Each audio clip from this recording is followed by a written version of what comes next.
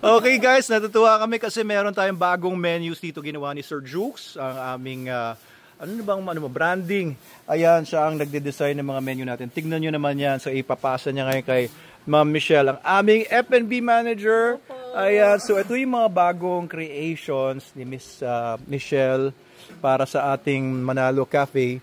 Sige nga, Miss Michelle, pakikwento mo nga kung ano yung mga yan. Meron po tayong offer ngayon. Bago po sa menu natin, ayan po yung Manalo Crispy Pork, binagoongan, binangonan. Ano? Bitin mo ngayon? Manalo Crispy Pork, binagoongan, binangonan. Yun, talagang tongue twister yan, ginawa yes, ni Direct Ace. Tapos, Manalo Golden Kare-Kare. Yun, Manalo Sweet Sour Splash, fish fillet po yan, then Manalo Fried Chicken, na mag-iinit po talaga kayo. Yun, ito fish guys, fish fillet. Yes po. Sweet Sour Splash, kaya splash. Ito yung bonggang-bonggang binagoongang binangonan. Ayan, ibahin daw natin pangalan to Sir Jukes. Bonggang-bonggang binagoongang binangonan. Tapos ito, Golden Kare-Kare. Sarap yan, tingnan ko kanina yung sauce niyan. At saka itong Manalo Fired Chicken, pinapaapoy po yan sa harapan ninyo. Pwede nyo i-video habang... Ito nga pala, kinain namin kanina ni Miguel, tsaka ni Sir Justin, yung pork binagoongan. Ang sarap yan! Super duper yan! Ano, Miss Michelle? Yes po, Doc. Ayan, mga recipe yan ni Miss Michelle. Ayan yung mga pricing natin. Magkano ba? 289? 289 po. Then for the kare-kare po, 389. Then Manalo fried chicken, fried chicken 250, then 200. Half chicken to, yes half chicken. Po, half chicken. Tapos yung fish fillet natin 228. Yes po. Good for sharing na po siya. Good for sharing.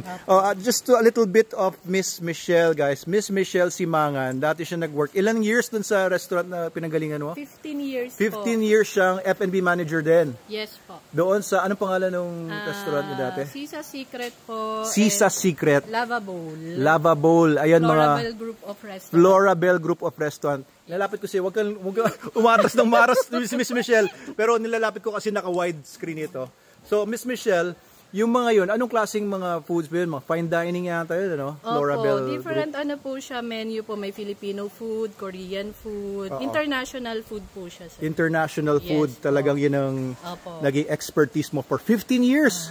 Grabe, pero parang batang-bata ka pa eh, no, Miss Michelle? Hindi na namin tatanungin kung magkano yung edad mo. Magkano yung edad mo? Wag na natin tanungin yung edad ni Sir Jukes. Wag na yan natin. Hindi ko na rin po kabisa. Batang-bata pa yan si Sir Jukes.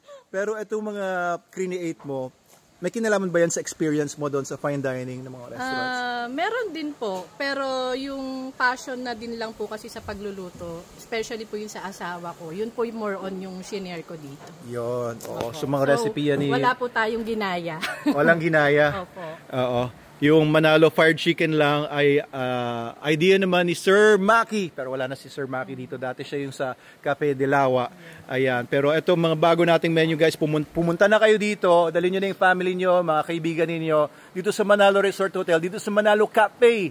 Ayan. Sigurado ako sa inyo matutuwa kayo dito sa mga bago nating mga menu items. Ayan. Meron pa rin tayo naman. Matadagdagan pa kasi yung mga dati nating mga items, yung sangyup, yung only wings, yung burger, nachos. Nandito naman pa lahat ano, hindi naman natin tinatanggal yan. Dagdag lang po ito. Yun lang guys. Pumunta na kayo Manalo Cafe.